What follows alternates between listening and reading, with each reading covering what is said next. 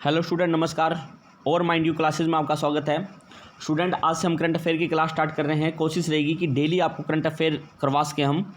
तो student, start करते हैं करंट अफेयर की क्लास।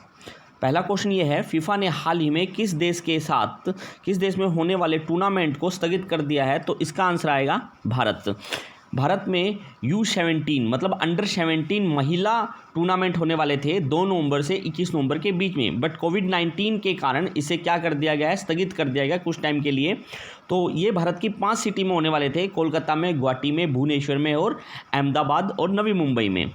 और टोटल इसमें कितनी टीमें आनी थी? इसमें 16 टीमों ने भाग लेना था। ये फुटबॉल का मैच था और 16 टीमों ने इसमें भाग लेना था, बट कोविड-19 के कारण इसे क्या कर दिया गया, स्थगित कर दिया गया।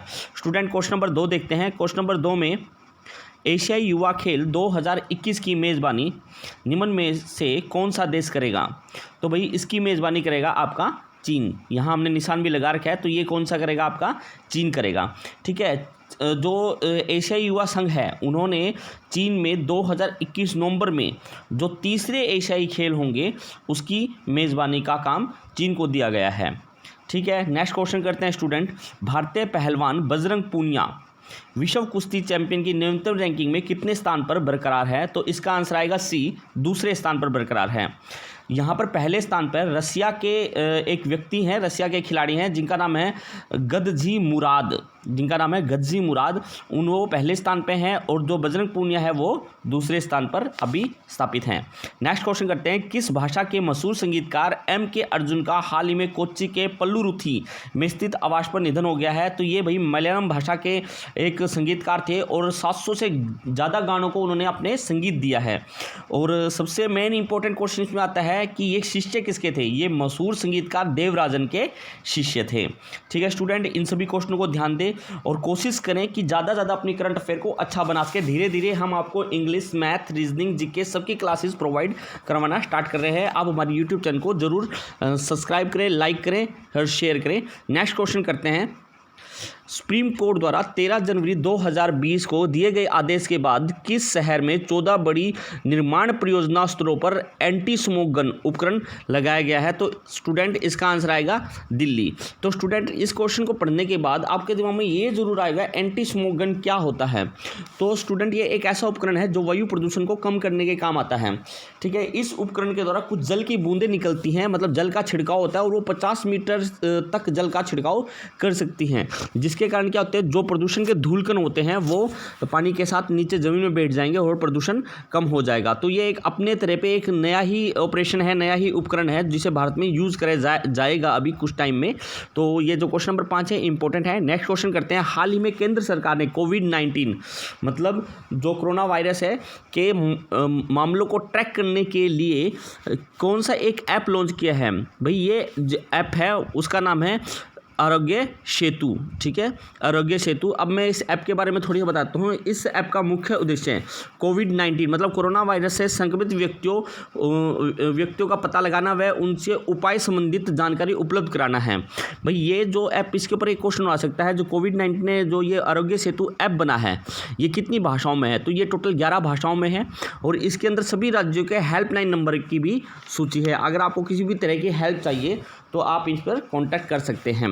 क्वेश्चन नंबर 7, किस संस्था के मुताबिक कोरोना वायरस कोविड-19 महामारी के कारण वर्ष 2020 में वैश्विक अर्थव्यवस्था तकरीबन 1% तक कम हो सकती है? तो स्टूडेंट, इसका आंसर आएगा संयुक्त राष्ट्र यूएनओ के अनुसार ये बताया गया है कि 2020 में, क्योंकि आपको ये पता है कि जितनी भी कंट्रीज़ हैं जो इससे ग्रसित हो चुकी है कोविड-19 से, उन्होंने क्या कर रखा है, अपने वो बंद कर लिए हैं, सीमाएं बंद कर ली हैं। ना तो किसी बाहरी देश का व्यक्ति वहां जा सकता है, ना वहां से कोई आ सकता है, ना किसी तरह का व्यापार हो सकता है। जो पर्यटक हैं वो भी जहां है वहां रह चुके हैं और ना वो कहीं जा सकते हैं और आ सकते हैं। तो इसमें क्या होगा, जो पूरे विश्व में जो वैश्विक वृद्धि होनी थी वो बिल्कुल ही कम हो जाएगी। इन्होंने तो अभी 1% लगाया, बट ये इससे भी ज़्यादा जा सकता है। तो क्वेश्चन नंबर 7 है, ये थोड़ी चेंज हो सकता है क्वेश्चन, बट इसमें आंसर आएगा ए आंसर। क्वेश्चन नंबर 8 की बात करते हैं। हाल ही में कृषि और किसान कल्याण मंत्रालय ने कोविड-19 की वजह से उत्पन्न परिस्थितियों के मद्देनजर किस पोर्टल में संशोधन किया है? तो स्टूडेंट, इसका आंसर आएगा बी, ई नाम। इसका आंसर आएगा स्टूडेंट इनाम। ये क्या है इसके बारे में बता देता हूँ स्टूडेंट। ये ऐप किसानों को मोबाइल आधारित भुगतान प्राप्त करने की सुविधा प्रदान करता है, बट कोविड-19 के कारण इसमें कुछ चीज़ें और जोड़ दी गई है। जैसे कोई भी किसान है, उसे अपना कोई भी सामान बेचना है, तो अब वो अपने घर के पास ही मतलब जो पास की मंडी है उसमें अपना सामान बेच सकता है, और उसको कहीं बैंक में और कहीं जाने की ज़रूरत नहीं है। जो पैसा है उसके मोबाइल में इस ऐप के थ्रू आ जाएगा। तो वही सोशल डिस्टेंस को बढ़ावा देने के लिए, लोग कोरोना वायरस से बच के, कोविड-19 से बच के, तो इसके लिए इस ऐप को थोड़ी सा संशोधित किया गया है। क्वेश्चन नंबर 9 की बात करते हैं स्टूडेंट। क्वेश्चन नंबर 9 में है, किस राज्य सरकार ने हाल ही में यूनिसेफ के साथ मिलकर मो प्रतिभा कार्यक्रम शुरू किया है? तो स्टूडेंट आपको दिख रहा है, आंसर आएगा सी, उड़ीसा। ठीक है स्टूडेंट, तो यहाँ पर मो प्रतिभा का मतलब बताता हूँ। मो प्रतिभा का मतलब है मेरी प्रतिभा। ठीक है, तो ये क्या है, ये जो स्कूली बच्चे हैं जो लॉकडाउन के कारण आजकल घर में रह रहे हैं, उनकी ऑनलाइन प्रतियोगिता के से रिलेटेड है। उसमें जैसे कि वॉल पेंट करना, आपको कोई पेंटिंग करना, कुछ किसी चीज़ के ऊपर आपको कुछ लिखना, भाषण देना, इस टाइप की आपकी ऑनलाइन प्रतियोगिता होगी, और ये यूनिसेफ के साथ है।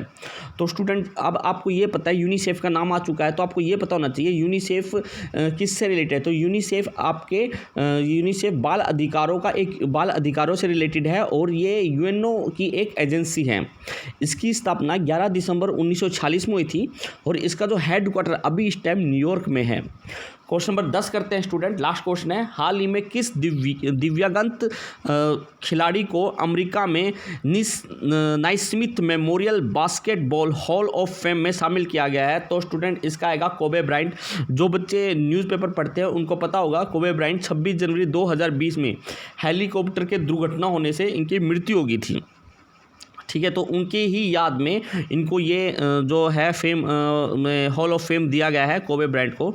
तो स्टूडेंट आज की करंट अफेयर क्लास यहाँ ख़त्म होती है। आप अपनी तैयारी करें प्रॉपर रूप से, रीजनिंग, मैथ, जीके आप रिवीजन करें इनको। ऑनलाइन क्लासेस हम आपको जितनी भी हो प्रोवाइड करने की कोशिश करते हैं। इसके अलावा अगर आपको कोई सी तरह की प्रॉब्लम होती है तो इसमें नंबर दिया गया है, ऊपर दिख रहा है 7027377555। आप उसमें कॉन्टैक्ट कर सकते हैं, और आपको किसी तरह के नोट्स की ज़रूरत है तो उसके लिए भी आप मुझे व्हाट्सअप नंबर में कॉन्टैक्ट कर सकते हैं। धन्यवाद।